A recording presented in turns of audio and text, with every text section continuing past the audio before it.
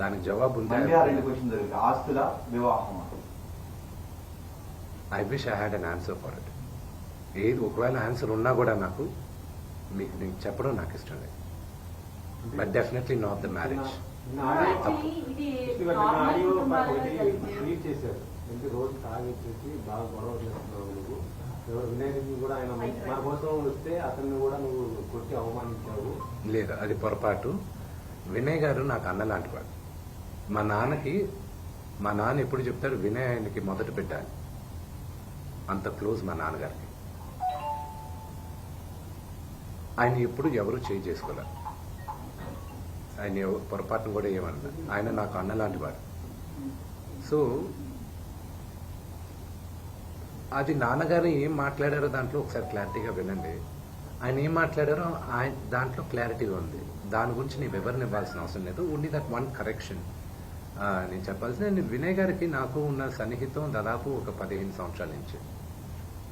ఆయన భారతదేశంలో గొప్ప గొప్ప స్థానాల నుంచి వచ్చారు, మీకు తెలుసు. అది నేను మీడియాలో చెప్పాల్సిన అవసరం లేదు. మీరందరూ కూడా ఆయన గౌరవిస్తారు.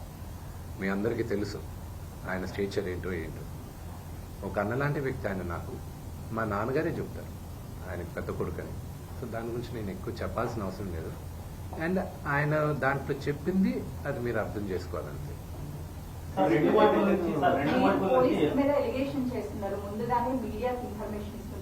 Okay, that is not an allegation అండి. That is a fact. నేను అలిగేషన్ ఇవ్వట్లేదు. పోలీసుల దగ్గర నేను తీసుకున్న రిసీవ్డ్ కాపీస్ దగ్గర పైన కూడా ఉంది. బట్ మీకు ఎలా ఉంటుందో మీరు ఆలోచించండి. మీడియాలో ఫస్ట్ వచ్చిన తర్వాత నాకు సమన్స్ రావడం. As a general public I'm talking to you. I know my rights కదండి.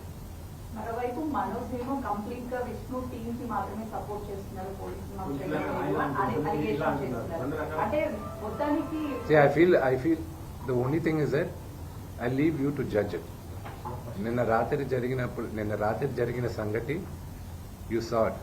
మీ ఇళ్ళకి వచ్చి ఎవరైనా ఒక 20 మంది వచ్చి మీ గేట్లు పగలగొట్టి లోపల తండ్రిగా కూర్చొని ఉంటే తండ్రిపైకి వెళ్తారా అనే క్వశ్చన్ మీకే వదులుతున్నారు. నేను చావనైనా చేస్తాను కానీ అలాంటి పని చేయండి.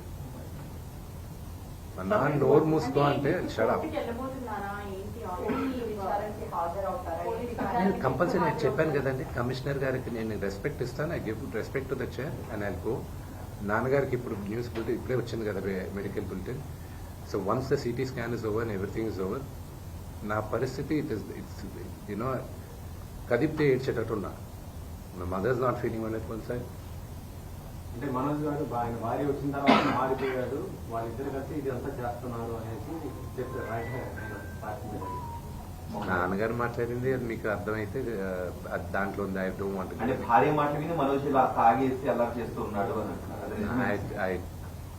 I will not answer that question. విద్యా సంస్థల ఇష్యూ పెద్దదవడం వల్లే ఇదంతా జరుగుతుంది అని చెప్పేసి బయట మనోజ్ అయితే డైరెక్ట్గా అక్రమాలు జరుగుతున్నాయి అక్కడ అని స్టేట్మెంట్ ఇచ్చాడు కదా. సో అదేనా కారణం ఈ ఇష్యూస్ అందరికీ? అక్రమాలను బయట పెడితే ఇలా దాడి చేస్తారా అంటున్నారు. They can do it.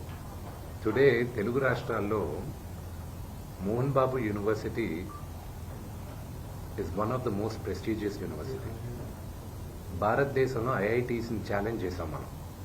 Mohan Babu university 2 రాష్ట్రాల్లోనూ మోహన్ బాబు యూనివర్సిటీ లాస్ట్ 3 yearsగా హైయెస్ట్ పే ప్యాకేజ్ ఒక స్టూడెంట్కి 75 లక్షలు 60 లక్షలు.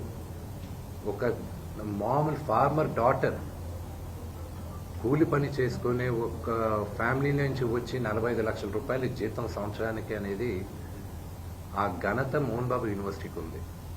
అండ్ త్వరలో అనౌన్స్ చేస్తాం. భారతదేశం ఎన్నో సంవత్సరాల నుంచి ఫారిన్ యూనివర్సిటీస్ ఇండియాకి తీసుకురావాలని ప్రయత్నిస్తున్నాయి. ఇండియాలోనే first university Mohan Babu university అవుతుంది. పెన్ స్టేట్ యూనివర్సిటీతో ఇండియాకి తీసుకురావడం. And they are rank number 50 in the world. So ఆ ఘనత మోహన్ బాబు యూనివర్సిటీకి ఉంది. And of course we're govern by laws, everything. It's an open book. You know they can come అక్కడ. And another one great thing is that ఒక student female male రేషియోలో ఎప్పుడు female ratio 30 to 35% ఉంటుంది. ఆర్గనైజేషన్స్లో కానీ ఎడ్యుకేషన్ ఇన్స్టిట్యూషన్స్లో కానీ ఎక్కడైనా. మోహన్ బాబు యూనివర్సిటీలో 53% ఉమెన్ ఉన్నారు, గర్ల్ చైల్డ్. దానికి ఒకే ఒక reason, because chancellor Mohan Babu గారిని నమ్మి, ఆయన క్రమశిక్షణని నమ్మి తల్లిదండ్రులు అక్కడ చేర్పిస్తున్నారు.